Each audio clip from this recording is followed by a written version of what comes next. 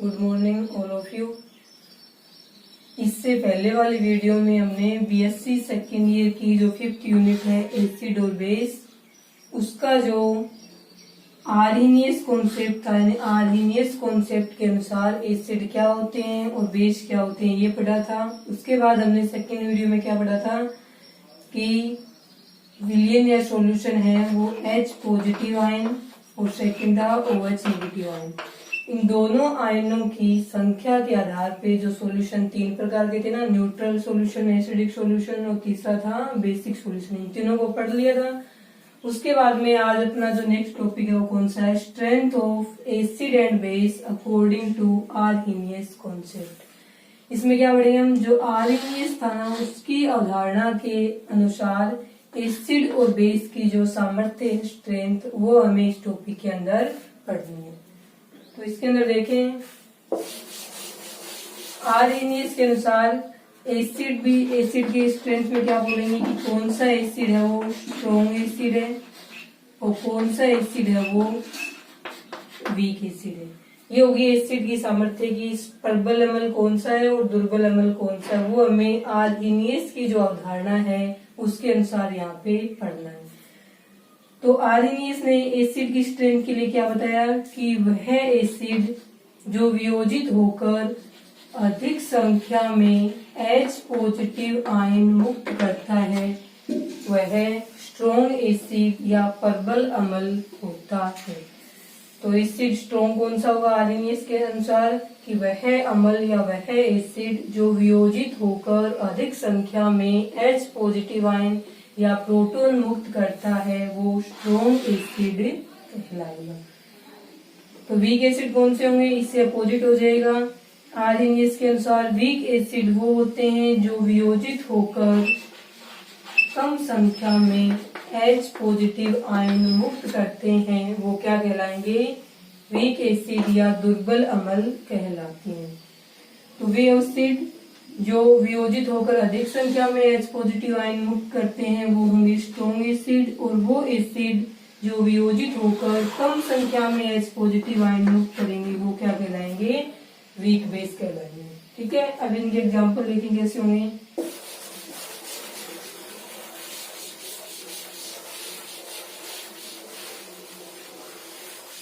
देखिए इसमें जैसे हमने 2 एग्जांपल लिए, फर्स्ट एग्जांपल इसका हो जाएगा HCl। HCl वियोजित होकर क्या बनाएगा, H पॉजिटिव आयन प्लस में Cl नेगेटिव आयन। ठीक है, अब इसके अंदर देखो, इसका यदि वियोजन कांस्टेंट लिखें, K को क्या बोल रहे हैं, वियोजन स्थिरांक। ये एसिड है, ये हमें पता है क्योंकि H पॉजिटिव आयन मुक्त कर रहा है, तो ये यहाँ पे क्या हो गया, एसिड हो गया। अब ये जो एसिड है इसका वियोजन हो रहा है, वियोजन के लिए लिखेंगे K वियोजन स्थिरांक। A किसको बता रहे हैं, एसिड को, ये एसिड का क्या है, वियोजन स्थिरांक है। वियोजन स्थिरांक लिखते हैं उस समय जो प्रोडक्ट के आयन होते हैं वो ऊपर लिखे जाएंगे और जो रिएक्टेंट है वो इसमें नीचे लिखा जाएगा। तो प्रोडक्ट ये वाले हैं तो कैसे लिखेंगे इनको, H पॉजिटिव Cl नेगेटिव और नीचे क्या आ जाएगा इसमें HCl, इस प्रकार से लिख देंगे इसको। ठीक है, तो HCl एसिड है उसका वियोजन स्थिरांक कैसे लिखा जाएगा। सेकेंड एग्जांपल देखिए, इसके अंदर CH3COOH, इसका नाम क्या हो जाएगा, एसिटिक एसिड। अब इसके अंदर देखें, इसका वियोजन कराने पे क्या बनेगा, CH3COO नेगेटिव प्लस में H पॉजिटिव। अब ये जो CH3COOH है एसिटिक एसिड, वो वियोजित करवाने पे H पॉजिटिव आयन दे रहा है, तो ये क्या हो गया, एसिड हो गया। इसके नाम में भी इसका क्या है, एसिटिक एसिड, तो ये क्या है, एसिड है। इसके लिए हमें वियोजन स्थिरांक लिखेंगे, जैसे इसको Ka1 लिख देंगे और इसको Ka2 से लिख देंगे। तो वही इसमें वियोजन स्थिरांक में क्या आएगा, प्रोडक्ट ऊपर लिखे जाएंगे, रिएक्टेंट नीचे लिखा जाएगा। तो प्रोडक्ट क्या आएंगे, CH3COO नेगेटिव और उसके साथ में क्या है, H पॉजिटिव आयन और नीचे क्या लिखा जाएगा, रिएक्टेंट CH3COOH। ये हो गए एसिड HCl और CH3COOH के वियोजन स्थिरांक Ka1 और Ka2। अब इसके अंदर देखिए, आर्हीनियस ने इसके साथ साथ में क्या बताया था कि वे एसिड जिनके वियोजन स्थिरांक का मान उच्च होता है वे स्ट्रॉन्ग एसिड होंगे, और वे एसिड जिनके वियोजन स्थिरांक का मान कम होता है वे क्या कहलाएंगे, वीक एसिड कहलाएंगे। अब इसके अनुसार देखें आप, आरएनएस के अनुसार वियोजन स्थिरांक दोनों को हम जो एक साथ में लिख देंगे के ए, 1 2 नहीं लगा रहे, सीधे के ए लिख रहे हैं। वियोजन स्थिरांक समानुपाती क्या हो जाएगा, स्ट्रेंथ ऑफ एसिड। ठीक है, इसके अंदर देखें, जिस एसिड के लिए वियोजन स्थिरांक का मान अधिक होगा उस एसिड की स्ट्रेंथ उतनी ही क्या होगी, ज्यादा होगी। तो इन दोनों में से जिस एसिड के वियोजन स्थिरांक का मान ज्यादा होता है वो स्ट्रॉन्ग एसिड होगा, और जिसके वियोजन स्थिरांक का कम मान होता है वो क्या हो जाएगा, इसमें दुर्बल अम्ल हो जाएगा। अब इसके अंदर देखें, दोनों एग्जाम्पल है इसके द्वारा। जो Ka1 है उसकी वैल्यू Ka2 से बहुत ज्यादा है। इन दोनों में ये रिलेशन है Ka1 और Ka2, रिलेशन ये है। इसके अंदर इसके द्वारा क्या पता चल रहा है मेरे को कि जो Ka1 है इसकी वैल्यू ज्यादा है, जिसकी वैल्यू ज्यादा होगी उस अम्ल की स्ट्रेंथ भी क्या होगी, ज्यादा होगी। तो इसमें से क्या लिखेंगे हम कि HCl है वो तो क्या हो जाएगा, Ka1 की वैल्यू ज्यादा है तो ये क्या हो गया, स्ट्रॉन्ग एसिड, और Ka2 की वैल्यू कम है तो ये वाला केस क्या हो गया, वीक एसिड हो गया। ठीक है, तो आरएनएस के अनुसार वे अम्ल जो अधिक संख्या में H पॉजिटिव आयन मुक्त करें या फिर जिनके वियोजन स्थिरांक का मान उच्च होता है वे प्रबल अम्ल होंगे, तथा वे एसिड जो वियोजित होकर कम संख्या में H पॉजिटिव आयन मुक्त करें तथा जिनके वियोजन स्थिरांक का मान कम हो वे क्या कहलाएंगे, वीक एसिड या दुर्बल अम्ल कहलाते हैं। अब इसमें आप नेक्स्ट देखें, अब इसके अंदर से देखें आप, H पॉजिटिव आयन अधिक संख्या में मुक्त होंगे, ये इसके क्या है, समानुपाती में, ये ज्यादा होंगी संख्या में तो इसकी वैल्यू भी ज्यादा होगी। और इसके अंदर जो एसिडिक एसिड है वो कम संख्या में वियोजित होता है तो ये H पॉजिटिव आयन इसके अंदर क्या बनेंगे, कम बनेंगे। ये इसके समानुपाती में है, जब इनकी संख्या यहाँ पे कम है तो Ka2 का मान भी क्या हो जाएगा, कम हो जाएगा। इस कारण से एसिडिक एसिड क्या है, वीक एसिड है। अब इसके अंदर आप ये देखेंगे CH3COOH का एक सॉल्यूशन है, उसके अंदर CH3COOH के बहुत सारे अणु हैं, उनमें से बहुत कम अणु वियोजित होते हैं। कम अणु वियोजित होंगे तो H पॉजिटिव आयनों की संख्या क्या होगी, कम होगी। जब ये कम होगा तो ये अपने आप ही क्या हो जाएगा, कम हो जाएगा। उसी प्रकार से HCl के सॉल्यूशन में HCl के जितने भी अणु होते हैं वो लगभग सभी अणु वियोजित होकर H पॉजिटिव बनाते हैं। तो सभी अणु वियोजित होंगे तो अधिक संख्या में H पॉजिटिव बनेंगी, जब इनकी संख्या ज्यादा होगी तो Ka1 का मान भी क्या हो गया, ज्यादा हो गया। Ka1 का मान ज्यादा होने से HCl स्ट्रॉन्ग एसिड, और इसके अंदर Ka2 का मान कम होने से CH3COOH वो क्या हो जाएगा, वीक एसिड हो जाएगा। ये तो था एसिड के लिए। अब इसी प्रकार से आर्हेनियस ने बेस के लिए भी बताया कि कौन सा है वो स्ट्रॉन्ग बेस होगा और कौन सा है वो वीक बेस होगा। आर्हेनियस इसके अंदर H पॉजिटिव बोला है क्योंकि आर्हेनियस ने क्या बोला है कि एसिड है वो H पॉजिटिव आयन मुक्त करते हैं। तो बेस के लिए आर्हेनियस के अनुसार क्या लिखेंगे हम,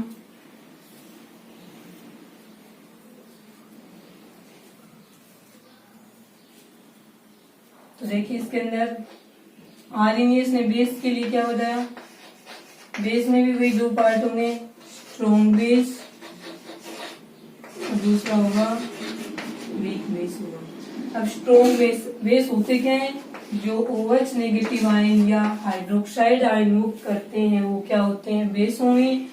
स्ट्रॉन्ग बेस कौन से होंगे, जो वे बेस जो वियोजित होकर अधिक संख्या में OH नेगेटिव आयन मुक्त करते हैं वो स्ट्रॉन्ग बेस या प्रबल अम्ल कहलाते हैं। जबकि वे बेस जो वियोजित होकर कम संख्या में OH नेगेटिव आयन मुक्त करते हैं वो क्या कहलाएंगे, वीक बेस कहलाते हैं।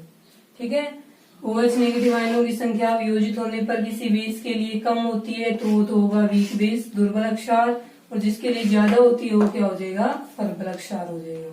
ठीक है, अब इसी के अंदर हमें क्या पढ़ने हैं, एग्जाम्पल पढ़ने हैं। दो एग्जाम्पल देखो इसमें।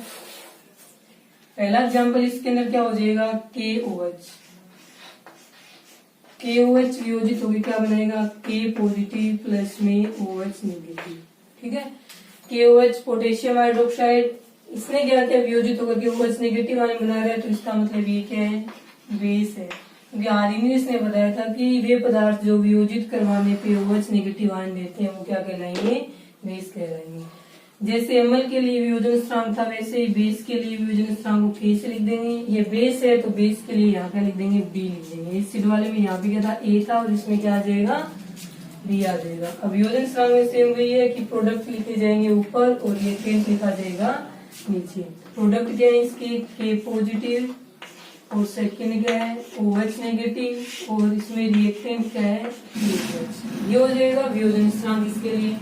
अब दूसरा इसका एग्जाम्पल है एसिड का, सॉरी बेस का, क्या लिखेंगे, NH4OH। इसको वियोजित करवाने में बनेगा NH4 पॉजिटिव और OH नेगेटिव। इसका नाम है अमोनियम हाइड्रोक्साइड, अमोनियम हाइड्रोक्साइड। अब ये जो NH4OH है वो वियोजित करवाने पे OH नेगेटिव आयन दे रहा है, इसका मतलब ये भी क्या है, बेस हो गया। ये क्या है, अमोनियम आयन, और ये हो जाएगा हाइड्रोक्साइड आयन।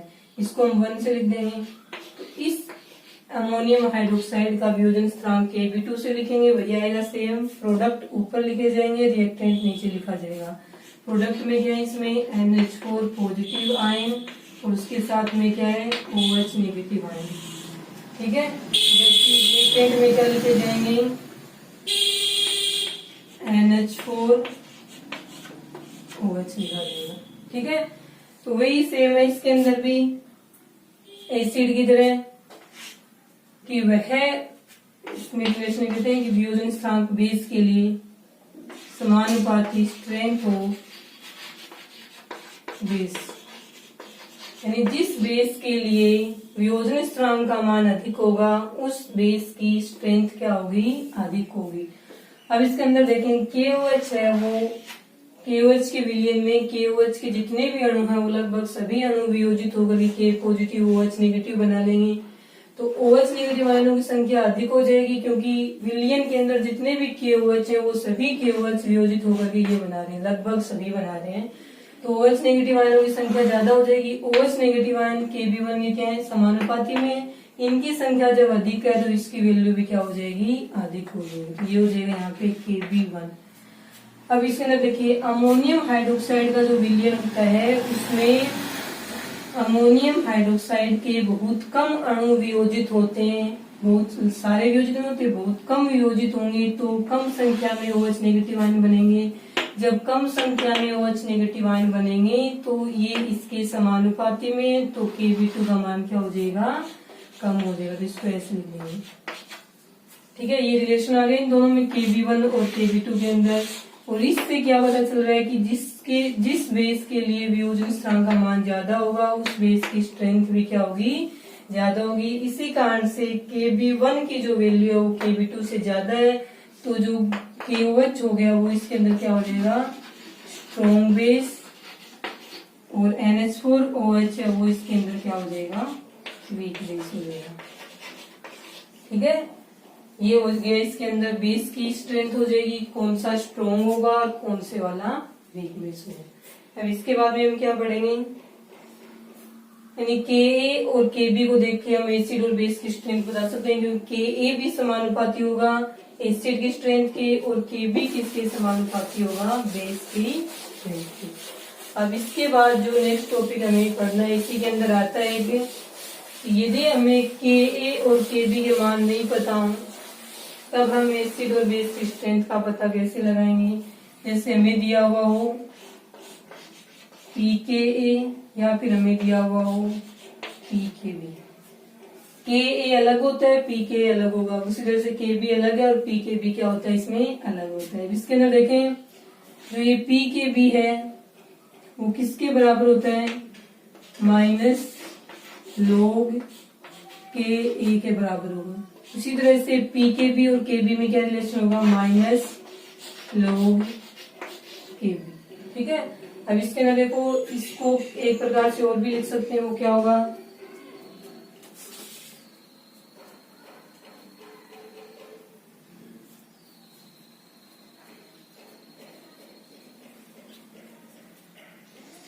देखिए इसके अंदर दूसरा प्रकार की इसी इसको माइनस के रूप में नहीं लिखना हो तो इसको हम क्या लिख देंगे 1/में log k, और इसको कैसे लिख देंगे 1/में log kb, ऐसे लिख देंगे इसको। ठीक है, अब इससे देख लो या फिर इससे देख लो, के ए का मान ज्यादा होगा, पी के बी इसके क्या है रिवर्स में। ठीक है, इनवर्सली प्रोपोर्शनल है, के ए का मान ज्यादा होगा तो पी के ए का मान कम होगा। उसी तरह से के बी का मान ज्यादा होगा तो पी के बी का मान क्या होगा, कम होगा। तो स्ट्रॉन्ग एसिड है उनके लिए के ए का मान ज्यादा, तो स्ट्रॉन्ग एसिड के लिए पी के ए का मान क्या होगा, कम होगा। जबकि वीक एसिड के लिए के ए का मान कम है तो पी के ए का मान क्या हो गया, ज्यादा हो जाएगा। इसके अंदर स्ट्रॉन्ग बेस के लिए के बी का मान ज्यादा तो पी के बी का मान क्या हो जाएगा, कम हो जाएगा। जबकि वीक बेस के लिए के बी का मान कम होता है लेकिन पी के बी का मान क्या हो जाएगा, ज्यादा हो जाएगा। तो इन दोनों से एक रिलेशन लिखें एसिड के लिए कि पी के ए विद कर्मानुपाती क्या हो गया, स्ट्रेंथ ऑफ एसिड। ठीक है, ये था पी के और के ए में रिलेशन, दोनों एक दूसरे के व्युत्क्रमानुपाती हैं। तो पी के ए और स्ट्रेंथ ऑफ एसिड में रिलेशन क्या हो जाएंगे, ये दोनों भी एक दूसरे के क्या हो जाएंगे, व्युत्क्रमानुपाती।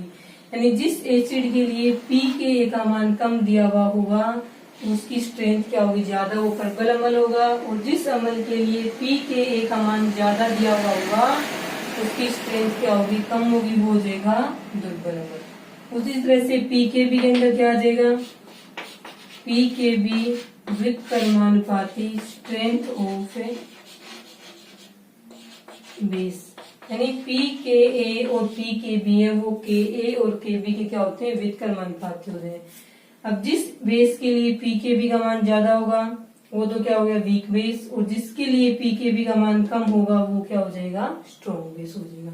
तो ये चार है इसके अंदर रिलेशन, ये तो के ए और पी के ए में रिलेशन है, ये के बी और पी के बी में, ये स्ट्रेंथ के साथ में रिलेट किए हुए हैं पी के ए और पी के बी के।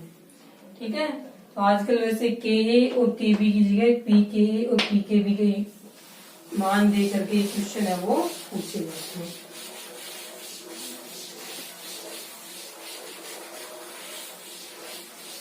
ये पढ़ने के बाद में नेक्स्ट इसमें आरएनएस का कॉन्सेप्ट है कंप्लीट हो गया। तो इसकी क्या पढ़ेंगे, यहाँ पे लिमिटेशन पढ़ेंगे। इसके अंदर क्या आ जाएगा, लिमिटेशन ऑफ आरएनएस कॉन्सेप्ट। तो आरएनएस का सिद्धांत पढ़ा था, उसकी यहाँ पे क्या पढ़नी है, सीमाएं पढ़नी है। तो लिमिटेशन क्या हो जाएंगी आरएनएस के सिद्धांत की, पहली लिमिटेशन इसके अंदर क्या हो जाएगी कि CO2 और SO2, ये जो गैसें होती हैं ये क्या है, गैस है। CO2 और SO2 दोनों गैसें हैं, ये दोनों ही इनकी नेचर कैसी होती है, एसिडिक, यानी ये अम्लीय प्रकृति की होती हैं, लेकिन इनके अंदर कोई भी H पॉजिटिव आयन है वो नहीं होता है। जबकि आरएनएस ने क्या बताया अपने कंसेप्ट में कि वे पदार्थ जो H पॉजिटिव आयन मुक्त करते हैं केवल वे ही क्या होंगे, एसिड होंगे। जबकि CO और CO2 और SO2 है, दोनों के अंदर H पॉजिटिव आयन नहीं होता है, फिर भी इनकी प्रकृति है वो अम्लीय होती है, एसिडिक नेचर होती है। इसकी व्याख्या है वो आरएनएस के आधार पे, आरएनएस के सिद्धांत के आधार पे नहीं की गई, तो ये इसकी क्या होगी, एक कमी होगी। उसके बाद सेकंड देखिए इसके अंदर HCl के लिए आरएनएस ने क्या बताया था कि HCl है उसको जल में घोलने पर ये क्या करता है, H पॉजिटिव आयन मुक्त करता है, तो ये एसिड है। तो ये कौन सा है, HCl अक्वस है, जलीय है, जलीय विलयन है इसका ही। ठीक है, यहाँ पे अक्वस लिखा हुआ है। यदि HCl तो गैसीय स्टेट में भी होता है, गैसीय स्टेट के अंदर ये वियोजित नहीं होता है, वियोजित नहीं होगा तो ये H पॉजिटिव आयन और Cl नेगेटिव आयन नहीं बनाएगा। जब ये आयन मुक्त नहीं करेगा तो HCl एसिड के रूप में व्यवहार नहीं करना चाहिए HCl गैसीय अवस्था में, लेकिन फिर भी गैसीय अवस्था में HCl है वो एसिड की तरह व्यवहार करता है। ठीक है, क्योंकि गैसीय अवस्था में H पॉजिटिव आयन मुक्त नहीं कर रहा, फिर भी HCl गैसीय अवस्था में क्या है, एसिड होते हैं। तो इसकी व्याख्या भी आरएनएस के आधार पे नहीं की गई है।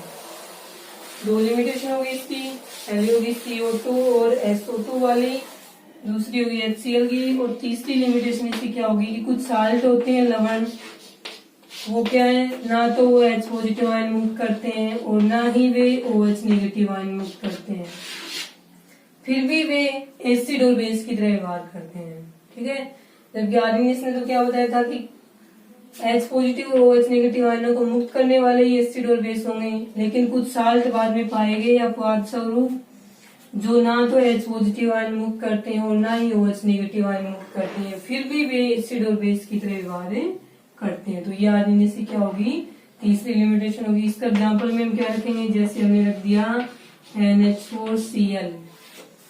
ठीक है, NH4Cl है, वो वियोजित होकर के NH4 पॉजिटिव आयन प्लस में Cl नेगेटिव आयन मुक्त कर रहे हैं। इसके अंदर H positive OH negative ion मुक्त नहीं कर रहे, फिर भी किसकी तरह व्यवहार कर रहे हैं, NH4Cl है वो एसिड की तरह व्यवहार कर रहे हैं। उसी तरह से एग्जाम्पल देखिए हम नेक्स्ट, जैसे इसके अंदर आ जाएगा KCN। ये क्या कर रहा है, बेस अक्षार की तरह व्यवहार करता है, जबकि वियोजित करने पर K positive Cn negative ion मुक्त कर रहा है। अब इसके जो आयन है उसमें H पॉजिटिव OH नेगेटिव नहीं है, फिर भी ये बेस की तरह व्यवहार करते हैं। इसके अलावा हम ये देखें AlCl3। AlCl3 वो भी एसिड की तरह व्यवहार करता है और इसके अंदर H पॉजिटिव आयन या OH नेगेटिव आयन नहीं होते। तो तीनों, इसके अलावा और भी एग्जाम्पल हो सकते हैं। तो ये क्या होगी, आरएनएस की लिमिटेशन होगी। तो यहाँ पे हो गया आरएनएस का जो कॉन्सेप्ट है वो कंप्लीट। उसके बाद में जो नेक्स्ट कॉन्सेप्ट था दूसरे साइंटिस्ट का, वो कौन सा हो गया, ब्रोनस्टेन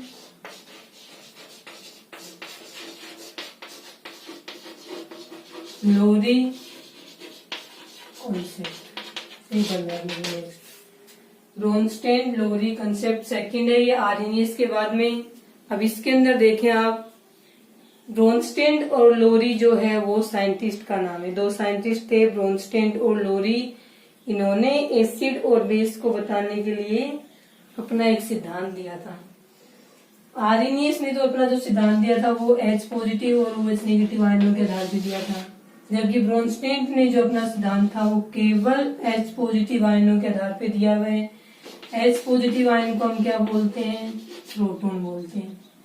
ठीक है, तो ब्रोनस्टेन और लोरी ने जो अपना सिद्धांत दिया था वो केवल H पॉजिटिव आयन यानी प्रोटॉन के आधार पर दिया था। तो इन्होंने क्या बताया, एसिड और बेस के लिए वे सभी पदार्थ जो H पॉजिटिव आयन या प्रोटॉन को क्या करते हैं, त्यागते हैं। ठीक है, दोनों लिख देंगे इसको। वे सभी पदार्थ जो H पॉजिटिव आयन या प्रोटॉन का त्याग करते हैं वो एसिड कहलाएंगे। और बेस कौन से होते हैं, वे सभी पदार्थ जो H पॉजिटिव आयन को करते हैं, वे सभी पदार्थ जो H पॉजिटिव आयन को अक्सेप्ट करते हैं या ग्रहण करते हैं वो क्या कहलाएंगे, बेस कहलाएंगे। तो ब्रोनस्टेन और लोरी ने जो अपनी धारणा दी थी वो एसिड और बेस की, वो केवल H पॉजिटिव आयन पे आधार पर दी थी। एसिड कौन से होंगे, वे सभी पदार्थ जो H पॉजिटिव आयनों को त्यागते हैं या उनका दान करते हैं वे हो जाएंगे एसिड। और वे सभी पदार्थ जो H पॉजिटिव आयन या प्रोटॉन को ग्रहण करते हैं वो क्या हो जाएंगे, बेस हो जाएंगे। अब इन एसिड और बेस से वो H पॉजिटिव आयन को डोनेट और एक्सेप्ट कर रहे हैं, इसीलिए इस सिद्धांत का एक नाम और है, उस नाम से भी आ सकता है ये प्रोटॉन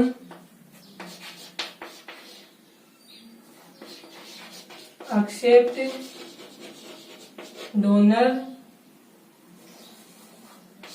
एक्सेप्टर डोनर थ्योरी। ठीक है, हिंदी में इसको बोलते हैं प्रोटॉन दाता पाता, लेने वाले को इसे ग्राही भी बोलते हैं और पाता भी बोल देते हैं इसको। तो ये क्या हो जाएगी, प्रोटॉन दाता पाता सिद्धांत या प्रोटॉन दाता ग्राही सिद्धांत भी इसको बोल सकते हैं। तो ब्रोनस्टेन लोरी की जो धारणा थी उसको हम प्रोटॉन दाता पाता सिद्धांत भी कह सकते हैं, क्योंकि देने वाले एक्सेप्टर है वो एसिड हो गए, सॉरी एक्सेप्टर लेने वाले हैं वो क्या हो जाएंगे, बेस हो जाएंगे, और डोनर देने वाले कौन से हो जाएंगे, एसिड हो जाएंगे। अब इसके अंदर देखिए ब्रोनस्टेन लोरी की जो कॉन्सेप्ट है उसके अंदर क्या आएगा नेक्स्ट, इसमें आगे जैसे HCl है, एग्जाम्पल के रूप में लिखते हैं HCl प्लस में आ जाएगा यहाँ पे NH3, दोनों आपस में क्रिया करेंगे तो क्या करेंगे, यहाँ पे कि जो HCl है वो क्या करेगा, वियोजित होकर H पॉजिटिव आयन और Cl नेगेटिव आयन बनाएगा। H पॉजिटिव आयन प्लस में Cl नेगेटिव। ये H पॉजिटिव आयन यहाँ पे जाएगा, नाइट्रोजन के लोन पेयर है उनको, क्योंकि H पॉजिटिव, पॉजिटिव का मतलब इसके पास इलेक्ट्रॉनों की कमी है तो ये इलेक्ट्रॉनों की दिक्कत जहाँ है उसके पास जाएगा, तो यहाँ पे जाके क्या बनाएगा, NH4 positive ammonium ion plus में Cl नेगेटिव ये वाला। ठीक है, अब ये HCl ने क्या किया, इलेक्ट्रॉन दिया है, इलेक्ट्रॉन क्या किया है, डोनर है ये, तो इलेक्ट्रॉन देने वाले क्या होते हैं इस ये अनुसार एसिड, और इन्होंने क्या किया, प्रोटॉन लिया है, तो प्रोटॉन लेने वाले क्या हो जाएंगे, बेस हो जाएंगे। HCl ने प्रोटॉन दिया है, देने वाला एसिड, और NH3 ने प्रोटॉन लिया है, तो लेने वाला क्या हो जाएगा, बेस हो जाएगा। अब इसके अंदर देखिए NH4 पॉजिटिव आयन क्या हो जाएगा और Cl नेगेटिव आयन, इनके नाम क्या है, वैसे इसका नाम है अमोनियम आयन, इसको क्या बोलते हैं, क्लोराइड आयन, लेकिन इस अवधारणा के अनुसार इनको एक एक नाम और दिए हुए। एसिड है वो क्या करेगा, H पॉजिटिव आयन त्याग दिया और Cl नेगेटिव आयन बना दिया, तो ये क्या बन गया, बेस बन गया। किसका बेस बना है, ये इस एसिड का बेस बना है, तो इसको क्या बोलते हैं हम, कॉन्जुगेट बेस। और NH3 ने ये प्रोटॉन ग्रहण करके NH4 पॉजिटिव आयन बनाया, तो ये क्या बन गया, एसिड बन गया। एसिड बन गया, किसका भी एसिड बना है, ये इस बेस का एसिड बना है, तो इसको क्या बोलते हैं हम, कॉन्जुगेट एसिड। ठीक है, तो इस प्रकार से एसिड और बेस के आपस में रिएक्शन होने पे कॉन्जुगेट एसिड और कॉन्जुगेट बेस का निर्माण हो जाएगा। तो इसके अंदर देखो आप HCl है, एसिड है, इस HCl का क्या बन रहा है, H पॉजिटिव प्लस में Cl नेगेटिव, तो ये Cl नेगेटिव इसका क्या है, बेस। ये भी इसको ऐसे लिखेंगे, HCl ने एक प्रोटॉन त्याग दिया, Cl नेगेटिव बेस बना लिया। अब ये जो बेस है वो क्या है, HCl का कॉन्जुगेट बेस है, तो